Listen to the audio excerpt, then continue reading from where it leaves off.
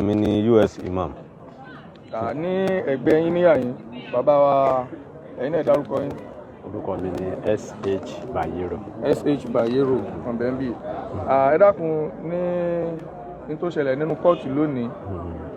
Àwọn aráalé wọ́n ti ń pè mí kódà mo ti rí fóònù nínú kóòtù wọ́n fẹ́ lè kó bá mi pẹ̀lú kọ́ọ̀lù mo sì mọ̀ wípé nkálukú fẹ́ mọ kí ni ń ṣẹlẹ̀ náà ni.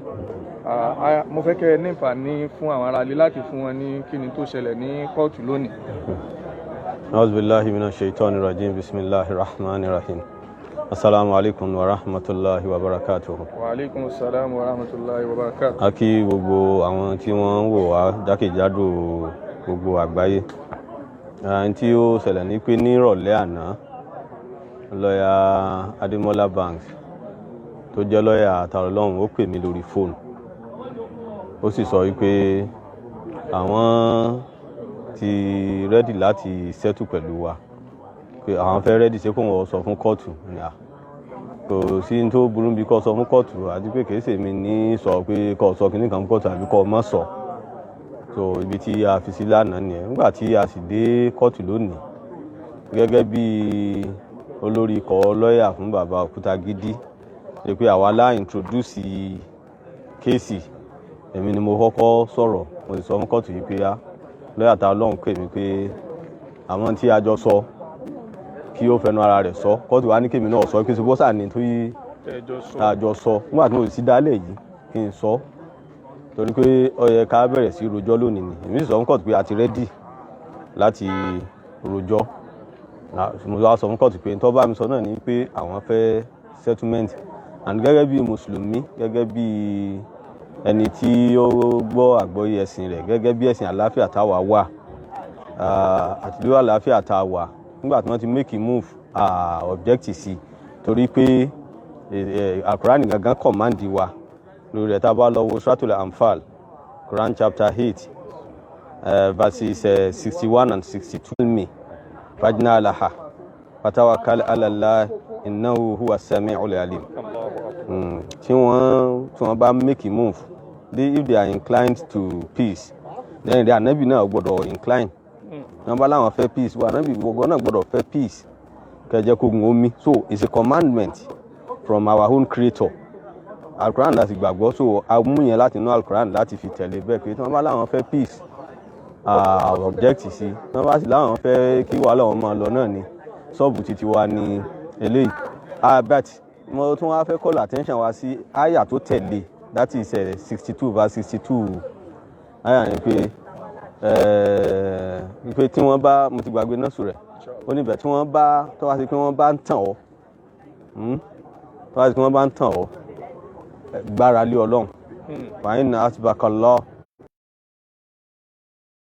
tó wá sí pé wọ́n bá ń tàn ọ́ ni wàá yìí yídú ayáhdahuka fàáyín náà asbakallah huwa allazi ayyadaka binasrihi wa bil mu'minin. Tó wá sí pé ẹ̀tàn náà wọ́n bá gbé wá kó gbà pé Ọlọ́run ti tó fún ọ ní ìrìn Ànábì torí pé Ọlọ́run yìí gangan náà ní ràn ọ́ lọ́wọ́ nísìnyí ràn àwọn olùgbàgbọ́ òdodo tó tẹ̀lé ọ̀rọ̀ Ànábì lọ́wọ́. So based on this kò jẹ́ ká ní objection sí move for settlement. So we are ready if they are ready. Alhamdulillah. Ní inú court mo rí wípé ìgbà tí wọ́n ní kí ẹ mú déètì ẹ tì í sí wọn wípé àwọn ni kí wọ́n mú déètì. Mo tún wá rí pé àwọn lọ́ọ̀yà méjèèjì tún fẹ́ máa takora wọn gẹ́gẹ́ bí n tó sojú mi. Ǹjẹ́ lè ṣàlàyé fún ayé kí ló ṣẹlẹ̀ láàrin lọ́ọ̀yà méjèèjì àti pé ta ni lọ́ọ̀yà kọ̀ọ̀kan dúró fún ṣé ta lọ́lọ́run ló ní lọ́ọ̀yà méjèèjì ni. Àwọn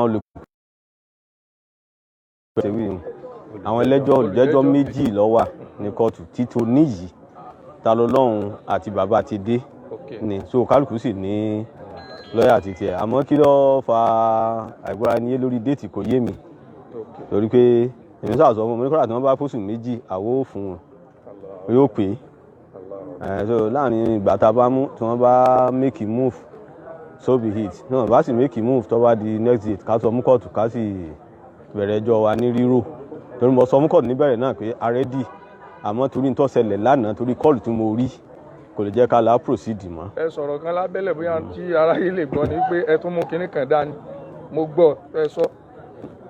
ìgbà tí wọ́n ní ṣe ẹ rẹ́dì tẹ ní ẹ rẹ́dì láti ṣe case ẹ tún wá ní ẹ tún mú kinní kan dání. tí ìrántí. ẹ rántí ẹlẹ́tún ti mú fídíò mi dání. mo ní fídíò mi tó ti jáde pé fídíò rádaràdá pọ̀ lórí social media àwọn kálukú sà ń sọ nọ́nsẹ̀nsì wọ́n kàn constitute nọ́nsẹ̀nsì sórí social media so mo láti tún ti wo fídíò mi ó jẹ́ ká fẹ́ mọ̀ fura sí pé ṣé wọ́n rẹ́dì àbí wọ́n rẹ́dì àmọ́ gbogbo ìtàn bá gbé wá àwa rẹ́dì fún ẹ.